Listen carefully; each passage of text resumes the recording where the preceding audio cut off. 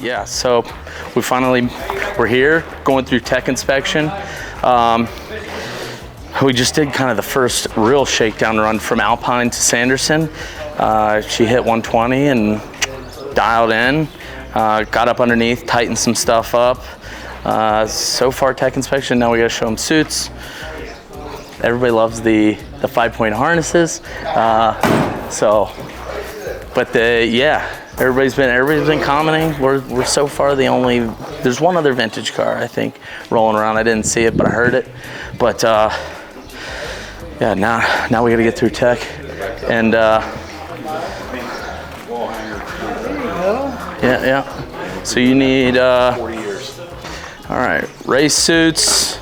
So what else? You just need race suits and helmets? Yeah, we need to look at helmets and whatever clothing, shoes you're wearing, pants, suits, gloves. Yeah.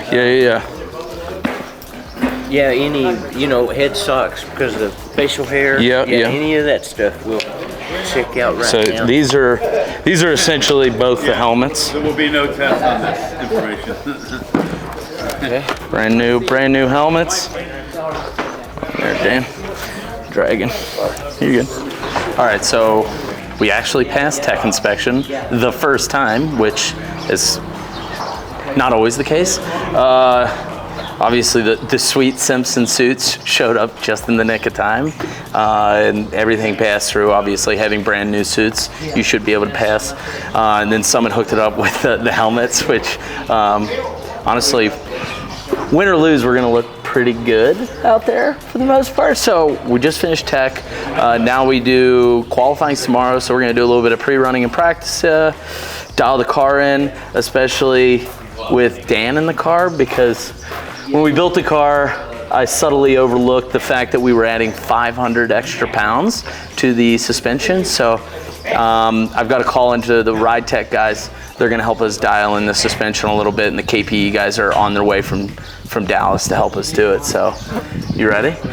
Ready, bud. Just got our 3-person origami team that's going to fold me in the right direction to get me in the car. We got our body tags for when they pull identifying us. For identifying us. Look in the car actually real quick. If you want to jump in, we just see. I want to see how it's going to fit.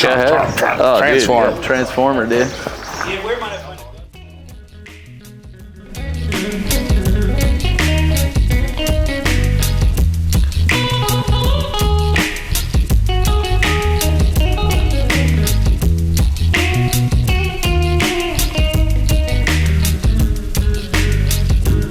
I wanted to remind you of a story, and we was always competitive, and so back, Ian's probably 5 or 6, and we would go back in the back bedroom, your bedroom, and we'd play video games, and I knew I needed to beat your ass when I could beat your ass, because you were going to do it to me when you could. And so when I'd beat his ass at something, he would get mad and I'd just leave, and I'd hear his door slam and then hit a big one of those 5-gallon jars of pennies, and you dump them all on the floor, and then he'd sit there and just throw the pennies at the door, just handful after handful. And I just sat out there and cracked up for years.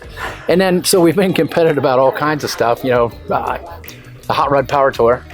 And then you've been talking wrestling, about wrestling, everything. Yeah, he'd be in college. I just want to be as good as you, and he was always a better wrestler than me. But anyhow, that's not the story. Hey, beautiful. So he gets arguing about this race, and again, to me, it's just him throwing pennies at the door still.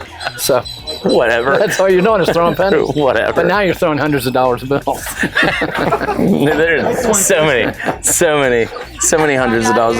Well, did we cover that? No, that's pretty cool. I mean, this. I remember it. It wasn't a 5-gallon bucket. It was one of those Coke bottles. Those are like 5 gallons. Yeah, it held 5 gallons, but yeah. No, that's true. I've always been competitive with you. And then another quick one was we win that the festival grand prize, and he wanted this go-kart, so I buy him a go-kart, and it's way too big for him. And he's what, 4 years old, driving a go-kart with extended pedals. Yeah, yeah. So that got me into racing That a kinda little bit. started. Yeah. So I'll take credit for that too. Well, thanks That's for fine. the drink, Rick.